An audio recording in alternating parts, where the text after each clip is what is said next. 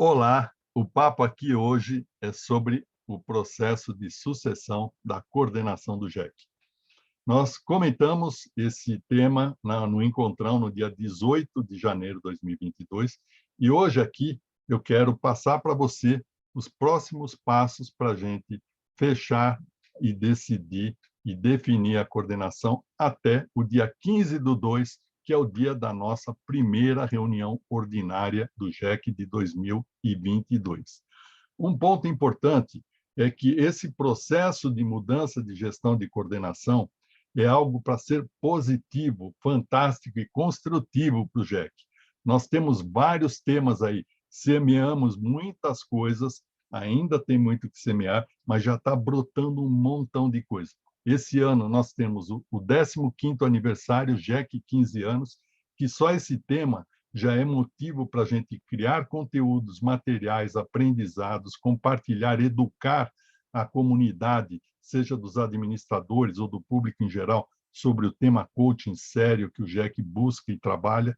Nós temos o 5º simpósio, que vem crescendo a cada etapa, a cada realização, e que, sem dúvida, vai ser fantástico também.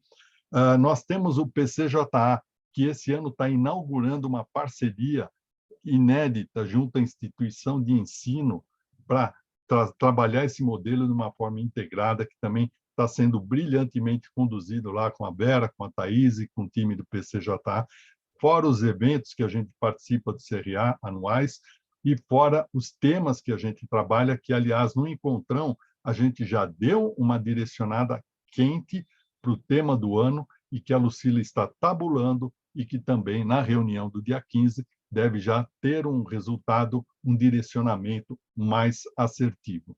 Então, aí esse momento da mudança de coordenação é um momento de a gente sair de uma zona de conforto e ir para um novo desafio, um novo modelo, um novo estilo, com a participação de todos, com o crescimento do GEC e sempre rumo à sua busca do melhor posicionamento e sempre sendo um grupo de excelência, um grupo de trabalho onde as pessoas do mercado queiram fazer parte. Isso daí a gente já conquistou um bom espaço. Então, eu quero passar para você aqui as etapas de como a gente vai fazer esse processo. E, para isso, eu estou compartilhando aqui o famoso PowerPoint. Então, nós estamos falando do processo de sucessão 2022, tá? O próximo período de 2022. Esse processo ele é pautado pelo nosso regimento interno, tá? O GEC tem um regimento interno que quem quiser, quem não viu, ele está sempre disponível. Primeiro, tem no Google Drive, tem na área de membros do GEC, aquela homepage que você acessa, lá no grupo do WhatsApp tem o link, você vai lá, vai vir uma homepage, você vai entrar lá no comecinho dele, lá do GEC, você vai ter acesso a toda essa informação. Mas aqui o que eu quero trazer para você é o seguinte, ó, a duração do mandato do coordenador é de 2 anos. Cara, eu estou no quarto, fiz 4 anos e indo para o 5º, então eu já estou aqui sujeito a um impeachment aí daqueles de não ter dúvida, né? E é contado a partir da nomeação do coordenador. Se por algum motivo de ordem pessoal, profissional, o coordenador tiver necessidade de se desligar da coordenação, o mesmo procederá à indicação do seu sucessor em tempo hábil. E aí tem o lugar que define o tempo hábil. E aí o outro ponto importante é que a sucessão do coordenador é decidida pela direção do CRA São Paulo, com base em recomendação do coordenador atual do GEC entre os vice-coordenadores componentes do Comitê de Direção e Coordenação do GEC. Ou seja, o coordenador, no caso Pedro Panos, indica um dos membros da vice-coordenação como sendo o novo coordenador do GEC. Legal? Esse daí é o modelito, é o modelo que a gente tem desenhado para fazer a sucessão.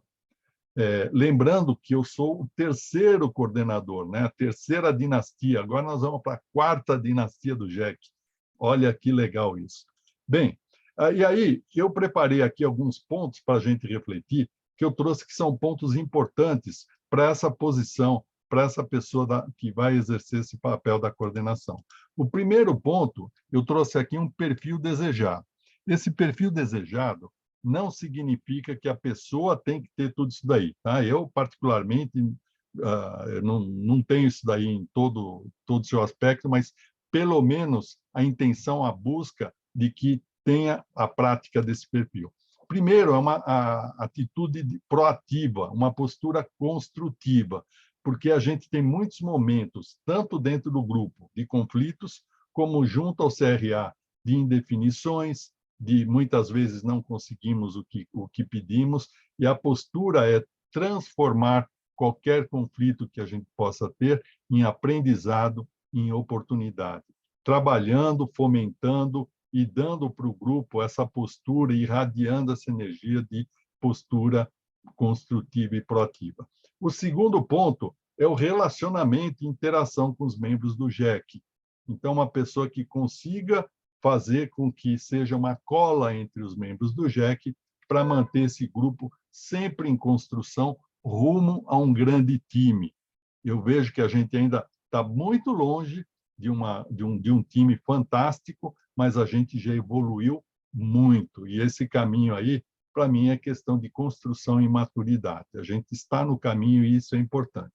O outro ponto é que o membro que se voluntariar para fazer essa coordenação tenha um histórico de contribuição e atuação relevante no GEC.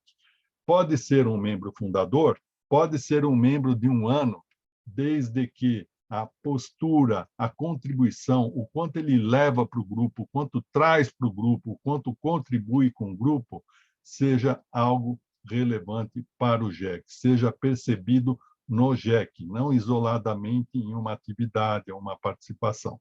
O outro ponto é ter uma boa aceitação e facilidade de navegação junto aos responsáveis do CRA, que, no caso, a gente se relaciona mais intensamente com Daniel e equipe, Daniel, Tiago, Luiz Garnica, Maria Rita, e com o Marcelo, que é responsável pela parte que está mais envolvendo o PCJA. Nós temos vários membros do GEC que se relacionam numa boa com essas pessoas e não tem problema nenhum. Aliás, tradicionalmente, o GEC tem um relacionamento muito top com esses profissionais, com essas áreas do CRA. Tá? Não é prerrogativa do Pedro, vem lá de trás, já desde a fundação, e a gente procura sempre manter e aprimorar isso daí. O outro ponto, não condição necessária e suficiente de jeito nenhum. Se puder ser um administrador, uma administradora, melhor. Por que eu estou falando isso? A coordenação anterior, que foi o Wilson, depois do fundador, Paulo Roberto, o Wilson era psicólogo, coordenou sem maior problema, aprovou junto ao CRA sem maior problema. O Pedro, engenheiro, aprovou junto ao CRA sem maior problema e tudo bem. A princípio, eu não vejo problema. O ponto é que a direção do CRA e o conselho do CRA foi presidido durante muito tempo pelo Roberto Carvalho, e ele era uma interface aberta, não tinha muita coisa lá de fechar no administrador e assim por diante. A nova gestão, eu não conheço, eu não tive a oportunidade, tomou posse em 2021, eu não tive a oportunidade de conhecer, interagir, etc. Acredito que não tenha problema. Mas uma vez que o CRA, o Daniel, que encaminha o pleito, a indicação do novo coordenador, coordenadora, para o CRA, para o plenário do CRA, pode ser que tenha algum senão, mas é apenas um risco. Não precisa, eu coloquei aqui para a gente ter bem claro isso, mas isso não é restritivo. Seja quem for, vai ter o meu apoio e eu vou batalhar para que isso seja aprovado. Legal? Então, esse aqui são alguns pontos do perfil que eu achei, assim, coisas que é importante a gente levar em conta. Não precisa ter tudo isso daí numa escala de 0 a 100, nota 100 ou 1000, mas que tenha uma escala que cada um desses pontos sejam pontos que possam ser trabalhados, construídos, e esse perfil não precisa ser só do coordenador, pode ser da equipe. Você pode ter pessoas na equipe que complementam o determinado perfil individual para, na equipe do comitê de coordenação, ter isso daí completo e favorecendo a condução do GEC. O outro ponto é que esse processo de sucessão, como eu mencionei anteriormente, ele é feito mediante escolha. O coordenador ele escolhe uma das vice-coordenadoras e indica. No nosso caso, foi trabalhado isso ao longo de 2021, teve a escolha feita fora das reuniões e na reunião do Encontrão, mas nós não conseguimos viabilizar essa escolha por meio da escolha direta do coordenador com as vice-coordenadoras. Então, dada esta inviabilidade, eu conversei com as vice-coordenadoras, que a gente forma um comitê de direção e coordenação, e estabelecemos um processo para a gente fazer essa etapa e escolher o novo coordenador. E é isso aí que eu quero mostrar para vocês agora. Então, a primeira etapa aqui, a gente chamou de pré-assessment, ou seja, a gente vai fazer uma consulta aos interessados em ocupar a posição de coordenador. Tá? E essa consulta será feita mediante um formulário de votação, um Google Form, totalmente vulnerável, pode ser fraudado, pode ser votado 10 vezes. Então, aí, eu peço para que a gente use nosso código de ética, código de conduta, acreditemos na verdade e na intenção, desculpe, das pessoas votarem unicamente uma única vez, porque é anônimo e não dá para a gente saber quem votou várias vezes ou não. Tá? Então, é acreditar e confiar na lisura que cada um está fazendo seu voto único e contribuindo nesse processo. E aí, todos estão convidados e são responsáveis em apresentar essa sugestão. Tá? Então, eu peço a cada um de vocês para a gente estar junto e, o máximo possível, precisamos cuidar desse GEC e fazer essa escolha, que é muito importante. E é um processo muito legal de maturidade e evolução. Eu penso que nenhum grupo no CRA está fazendo um processo como esse. Tá? Nem de sucessão que a gente fez até agora e nem desse novo que a gente está fazendo. Então, esse formulário será disponibilizado a partir do dia 8 de fevereiro, e aí a gente encerra esse processo de votação do pré-assessment no dia 11/2 às 23h59, sexta-feira. E na segunda-feira, 14/2, a gente informa o resultado deste assessment. Legal? Então, essa é a primeira etapa. A segunda etapa é a etapa da escolha, e ela vai ocorrer no dia 15 de fevereiro, durante a reunião ordinária. Tá? E aí nós vamos fazer o processo de escolha do coordenador, coordenadora, tomando como base o resultado do pré-assessment, conversando com o grupo, com as pessoas, fazendo uma conversa, que a gente vai preparar como fazer isso da melhor forma, e dessa conversa sai o resultado. Habemos Papa, habemos Papisa, então temos o coordenador, coordenadora do GEC. Isso no dia 15/2. Aí, concluiu o processo? Não. Nós temos a terceira etapa, que é, da conclusão do GEC, formalizarmos junto ao CRA. Então, imediatamente após a reunião, no máximo até o dia seguinte, eu, coordenador, vou comunicar o CRA, o novo coordenador, e aguardar o retorno do CRA, formalizando de acordo com o novo coordenador. Isso daí espero que seja rápido, normalmente é rápido, mas eles têm um processo interno lá, e aí a nova coordenação, após o CRA confirmar, formalizar, a nova coordenação assume, e aí define vice-coordenadores, vice-coordenadoras, se quer manter, se quer trocar, ou seja, a gente tem um término de mandato onde coordenador e vice-coordenação terminam seu processo. Entra a nova coordenação e desenha quem quer manter quem quer que vai compor o time de vice-coordenadores, coordenadoras e assim por diante. Não existe compromisso nenhum em ter que manter vice-coordenações anteriores e assim por diante. Tá bom? E aí, a outro ponto, a oficialização no site do CRA também vai ocorrer, indicando já o novo coordenador, vai ter lá uma nota indicando o coordenador, vice-coordenador e assim por diante. Legal? Então, são essas 3 etapas, e eu chamo mais atenção para essa primeira etapa aqui, que é a base para o nosso trabalho. Durante esse processo, o que acontece? Eu, Pedro Panos, do meu lado, assumo o compromisso de prestar suporte ou uma mentoriazinha aí, exclusivamente à coordenação com um prazo a ser combinado. Por quê? Porque meu interesse é que a gente não perca, não tenha descontinuidade no material, no formato que a gente trabalhou até agora. Esse formato pode ser mudado, pode ser alterado, aí o novo estilo define, mas eu quero assegurar que o que a gente construiu seja, como é que fala? Tenha continuidade, tenha acessibilidade, e as pessoas tenham possibilidade de não perder tudo que já está construído. Inclusive, a minha ideia é fazer um handbook de passagem de bastão sobre as atividades que eu fazia e como eu fazia, por que eu fazia, e aí a pessoa pode ter mais segurança do estilo dela, como ela pode fazer.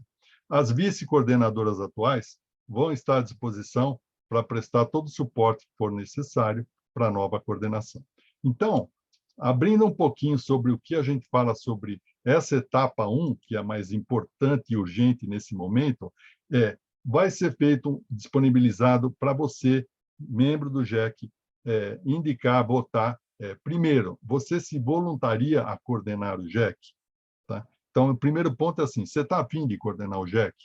Seja sincero e não, apesar de eu ter colocado lá perfil, não sei o quê, apesar do Pedro ter um estilo e apesar de um monte de coisa, cara, é a sua oportunidade de fazer o seu jeito, a sua marca, ser um líder, assumir essa postura, praticar essa postura, que é um desafio maravilhoso que a gente tem de crescimento do GEC. Então, primeira pergunta é, você se voluntaria a coordenar o GEC? Não sei aqui se vai ser um sim ou não, ou de 0 a 10, quanto você se predisporia a coordenar o GEC. O outro ponto a outra questão é, indique até 3 nomes que você sugere para coordenar o GEC. Tá? Então, aí você vai indicar 3 nomes, talvez na sequência, primeiro, segundo, terceiro, e aí, com base nisso, nós vamos ter essas informações e vamos tabular, fazer o tal matching entre quem se voluntaria e quem que é indicado para coordenar o GEC. Então, por exemplo, se a pessoa se voluntariou, sim, eu topo, e teve, sei lá, 9, 10 indicações de ser o coordenador, coordenadora, então a gente faz esse match. Se a pessoa não se voluntaria e recebeu 10 indicações, então não adianta. Então, aí é um ponto a ser conversado. Se tem muita indicação e a pessoa não se voluntaria, então não adianta, porque não tem um match. Então, é um ponto para a gente levar para a reunião. E na reunião, a gente vai avaliar e vai decidir como que a gente pode fazer essa escolha. Alguns pontos importantes que eu acho que é legal a gente deixar claro, né? Primeiro, é importante ter o compromisso de todos. Então, peço de novo a gentileza, faça sua contribuição, sua votação, para ajudar o grupo a ter esse novo passo, né? Um passo inédito, aí, é uma inovação na escolha de uma nova coordenação, de uma sucessão bastante adulta, bastante madura, bastante construtiva com o nosso DNA, nosso tempero de coaches, né? O segundo ponto é, caso a gente não consiga chegar na reunião do dia 15 e ter um membro eleito ou eleita como coordenador, tá? O coordenador vai informar o CRA que está deixando a coordenação e que não tem um coordenador a ser indicado. E aí vai ficar aberta essa condição. Eu acho que penso que é o pior caso, que eu estou colocando aqui como um risco, que jamais gostaria que fosse para essa situação, que aí a gente estaria terceirizando a coordenação do GEC para alguma coisa externa. Né? Então, acho que a gente não precisa disso, mas é bom a gente ter como premissa de que é importante a gente estar fechando no dia 15 esse processo de sucessão da coordenação. Então, novamente, caramba, tá grande demais isso, mas eu achei importante pôr esses detalhes aí para você. Se você assistir esse vídeo, legal, acho que você já tem uma chance de ser coordenador, coordenador. Mas é importante que a gente construa esse processo junto para ter um JEC numa nova fase e indo para cima, honrando com toda a história, todo o passado e criando um novo futuro. Então, conto com você, estamos juntos, no mínimo, para tornar esse JEC rumo à excelência que a gente tanto almeja. Grande abraço e já vai sair o formulário do pré-assessment. Até mais.